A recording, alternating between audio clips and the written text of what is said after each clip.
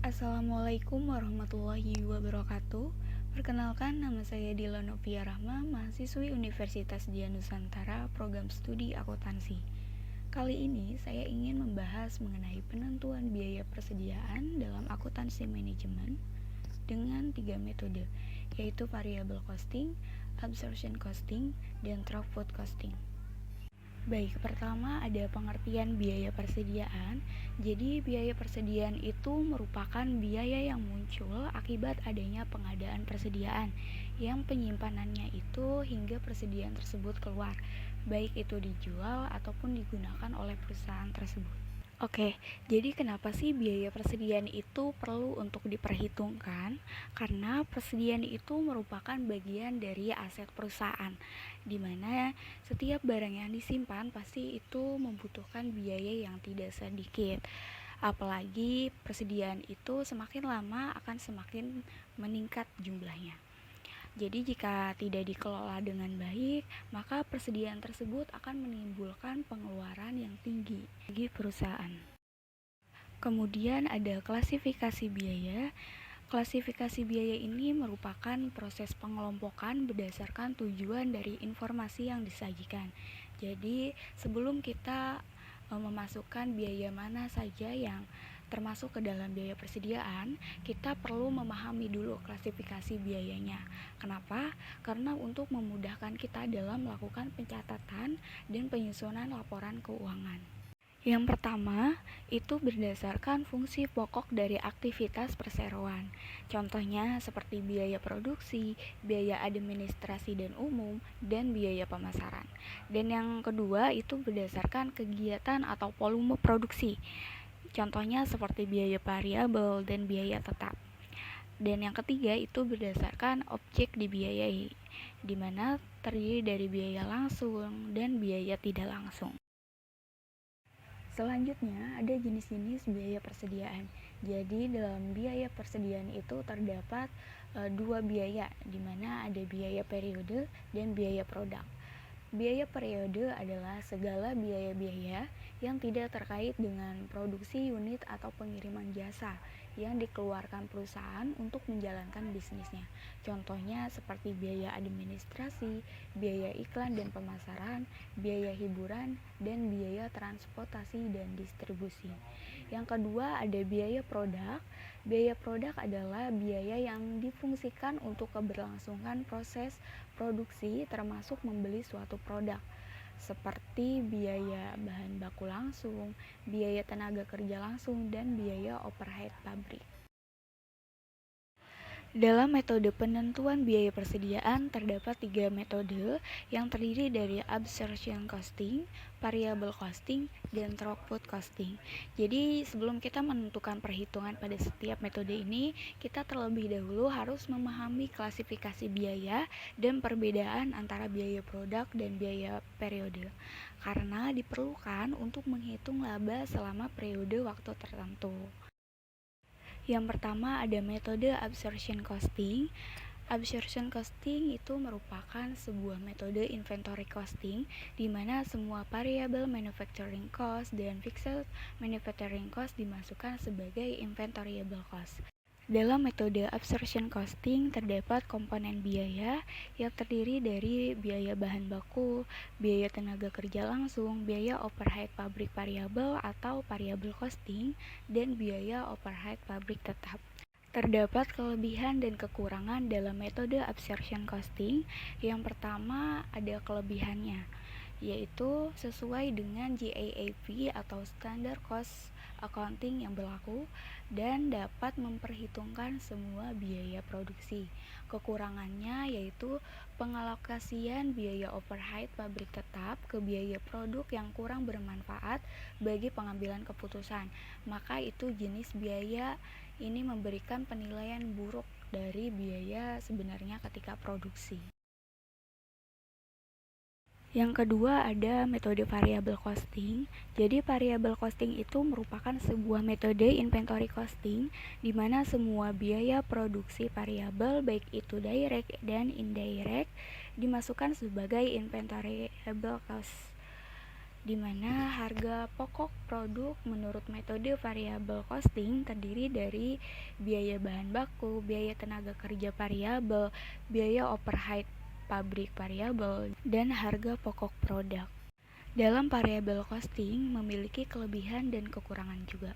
Kelebihannya itu dia bermanfaat untuk penentuan harga jual jangka pendek. Sedangkan kekurangannya dia dianggap tidak sesuai dengan prinsip akuntansi yang lazim.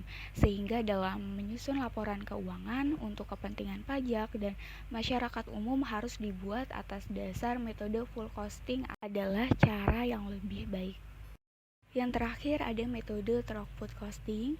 Throughput costing atau dapat juga disebut sebagai super variable costing adalah bentuk ekstrim dari biaya variabel di mana hanya direct material cost yang dimasukkan sebagai inventoriable cost. Biaya throughput tidak digunakan untuk pelaporan eksternal karena memberikan angka pendapatan bersih yang berbeda, yaitu lebih sedikit insentif untuk memproduksi persediaan daripada biaya variabel atau penyerapan karena angka nilai persediaan yang sangat rendah. Selanjutnya ada perbedaan singkat dari ketiga metode, di mana pelaporan eksternal dalam absorption costing itu sesuai dengan standar akuntansi biaya, sedangkan variable costing itu tidak sesuai dengan standar akuntansi biaya. Begitupun dengan metode throughput costing, dia tidak sesuai juga dengan standar akuntansi biaya. Perbedaan selanjutnya yaitu dalam pelaporan internal. Dalam metode absorption costing dia digunakan untuk menghemat biaya, sedangkan variable costing dia digunakan untuk mengevaluasi kinerja dan untuk pengambilan keputusan. Dan metode throughput costing dia digunakan untuk keputusan kapasitas jangka pendek. Perbedaan selanjutnya yaitu pada biaya persediaan.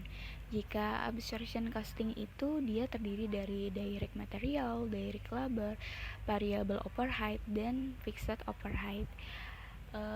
Metode variable costing dia terdiri dari direct material, direct labor, variable overhead, variable SIJN expense. Dan dalam metode throughput costing dia hanya direct material saja. Kemudian perbedaan dalam biaya periode, di mana dalam absorption costing itu hanya SIJN expense saja. Terus variable costing itu ada fixed overhead, fixed SIJN expense, dan dalam throughput costing dia terdiri dari direct labor, variable overhead, fixed overhead, SIJN expense. Berikutnya ada contoh kasus di mana PT Kencana pada tahun 2021 memproduksi sepatu dengan data sebagai berikut. Produksi 10.000 unit, sales 9.000 unit, dan ending inventory-nya 1.000 unit. Di sini yang ditanyakan berapa pendapatan yang didapatkan PT Kencana dalam ketiga metode tersebut dan bandingkan. Langkah pertama di sini kita terlebih dahulu menentukan inventoriable cost per unitnya, di mana absorption costing dia totalnya sebesar 220 yang terdiri dari direct material 90, direct material labor 40, manufacturing overhead 20, dan fixed manufacturing cost-nya 70. Sedangkan dalam variable costing dia totalnya sebesar $150 yang terdiri dari direct material 90, direct manufacturing labor 40, manufacturing overhead sebesar 20. Dan untuk metode throughput costing dia hanya direct material saja, jadi totalnya hanya 90. Langsung saja kita masukkan ke dalam laporan keuangan dalam metode absorption costing. Revenue-nya sebesar 350 dikali 9.000 unit, totalnya 3.150. Dan untuk variabel COGS-nya dia terdiri dari variabel manufacturing cost 220 dikali 9.000 unit, totalnya 1.980. Maka laba kotor diperoleh sebesar 1.170. Kemudian dikurangi dengan fixed manufacturing cost 50 dikali 9.000 unit dengan hasil $450.000, kemudian fixed marketing cost sebesar $400.000. Maka operating income yang didapatkan oleh PT Kencana dalam metode absorption costing sebesar $320.000.